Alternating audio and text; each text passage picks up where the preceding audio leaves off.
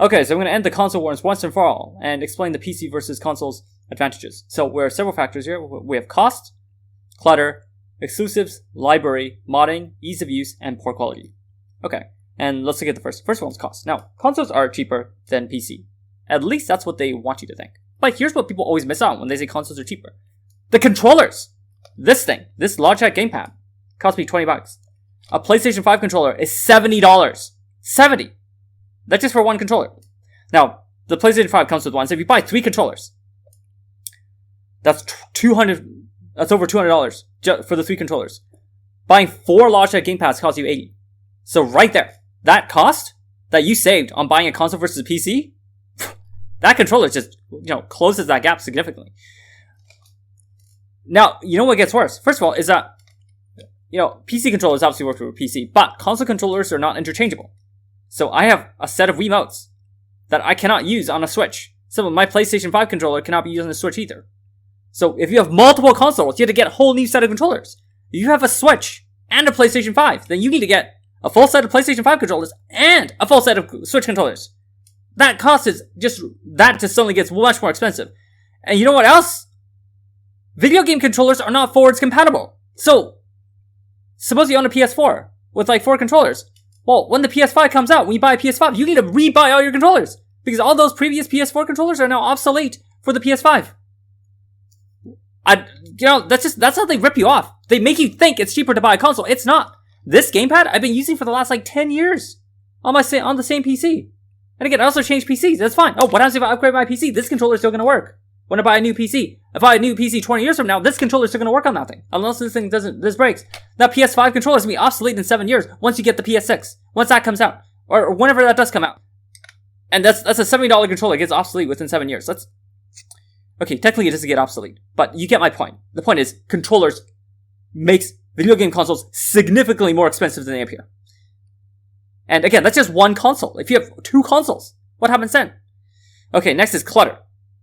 And this is a nightmare with controllers. When you buy new consoles, you have to buy new sets of controllers, which greatly increases clutter. Okay, I have a full set of Wiimotes that I cannot use for a Switch. I don't know why. Why can't Nintendo just let me use my Wiimotes for a Switch? Is there no adapter? Really, why can't I do that? In fact, I can connect a Wiimote to a PC using a Bluetooth adapter. The PC can use Wiimotes, the Switch cannot. Why can't I use... It's just so frustrating. And no, you get, as long as you collect consoles, if you have a Switch, you have a PlayStation 4, now you get a PlayStation 5, 3 consoles, 3 totally set of controllers, plus Wiimote. It's just, you have people with drawers full of different video game controllers for different consoles. It's just so much clutter. You go PC, you have gamepads, that's it. You have 4 gamepads, no more clutter. Super cheap. Okay, next is exclusives. This is even a context. And again, PC has advantage in both cost and clutter.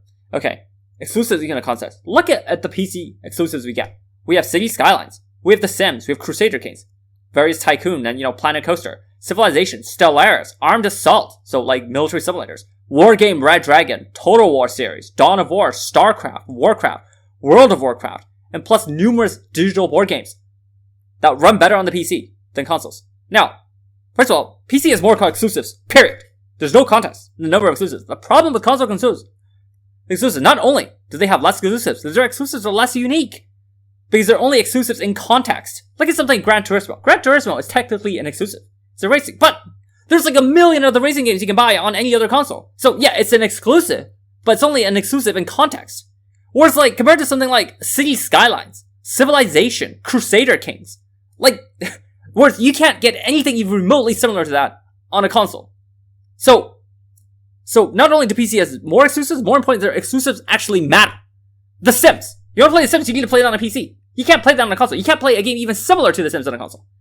Because that genre doesn't exist on a console. So, PC has not only games full exclusivity, they also have genre exclusivity, in the sense they have games that simply put, do not have any kind of appearance on consoles at all. Whereas Halo. Okay, you say Halo, well, Halo's not exclusive anymore. Let's say you can say the Halo's a Xbox exclusive. But there's tons of other shooters I can play on a PC. So I don't need Halo the same way I need something like Total War, where you need a PC for. Dawn of War, StarCraft, Civilization. There isn't even this is not even a contest. PC by a huge margin. And you know what else? PC has emulator access, so you can play console exclusives anyways. I can play Gundam vs. Gundam. I can play Super Mario Galaxy. I can play Super Mario 3D World. I can play Super Smash Bros. On a PC without a problem because of emulation access. And again, I'm also cross-platforming, right? Because on the same PC, I can play PlayStation exclusives, I can play Nintendo exclusives, I can play like legacy hardware, I can play Super Nintendo games, I can play 3DS games. I have a 3DS, and I have also a 3DS emulator on my PC because sometimes I want to play on the emulator rather than the handheld version of it. A Switch, on a Switch I can't even play 3DS games. I can play 3DS games on a PC. And I can play Wii games too. I can play any sort of legacy titles. Okay, next we have library. There's no contest. I mean, vastly larger library, full backwards compatibility. You can play legacy titles. You can play DOS era games and full emulator access. And not to mention massive exclusive access. PC is better at modding. PC has mod access, like Skyrim mods. Again, PC has its advantage, ease of use. Consoles are usually easier to run and deal with, so console has the advantage. Okay, so next we have port quality. Now, some console versions are vastly superior due to better split screen support. So like Halo. The Halo Master Chief Collection on the PC has no split screen support at all. Now, however, certain games are vastly superior on the PC due to better mod support and better console commands. Again, like Skyrim. So it's about equal. Some are better on consoles, some are better on PC. Another aspect are microtransactions. Now, games used to carry cheat codes, but publishers realized they can monetize them into microtransactions. But for PC players, we can still download trainers and save validators to bypass that, and essentially giving our cheat codes back. Now, this is much easier done on PCs than consoles. And this will only affect single player games.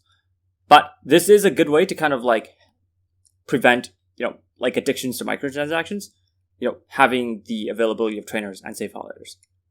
PC has the advantage in this case. And again, this would only affect single player games. Okay, so next we have reliability. Consoles are significantly more reliable. Sometimes certain PC games just don't work. In fact, a friend of mine came over a few days ago and he wanted to play a few games on my PC and they just didn't work for some reason. No idea why. But not every game refused to work, but a few games did. Now, next will be skills. Using PC can improve computer skills, including understanding of emulators, drivers, multi-screens, using modded Windows, using replaceable components, and teach repair skills, etc. Also, the robotics, jailbreaking, and rooting hobbies require PC. And very many times these two are linked, so a child that's kind of like using PC to game might be more inclined to get into jailbreaking and or robotics. And that's the thing, because jailbreaking consoles requires a PC. Interesting thing about it. And next is, make sure to use emulators to fully realize the power and versatility of a PC. Now, there are people who are going to say that consoles and PCs have pros and cons each, and one is not strictly better than the other. And here's the problem. 99% of comparisons out there are comparing consoles to PC, or comparing the average console user to the average PC user. Well, that's reasonable. But what they need to compare to is, what happens when you compare the average console versus like a high-level PC, or like a person who's fully realized the power of his PC. Strictly speaking, consoles are better for simplicity and reliability, there's no question. But PCs are better once potential is fully realized. Just look at emulators. A lot of people on the PC are not using emulators. When you are using emulators, that completely changes the ballgame on the console versus PC debate, because your PC can fully play console exclusives. Now, for children, however, teaching them PC gaming is essentially for teaching computer skills. Again, just parking your kid in front of a PC isn't good enough.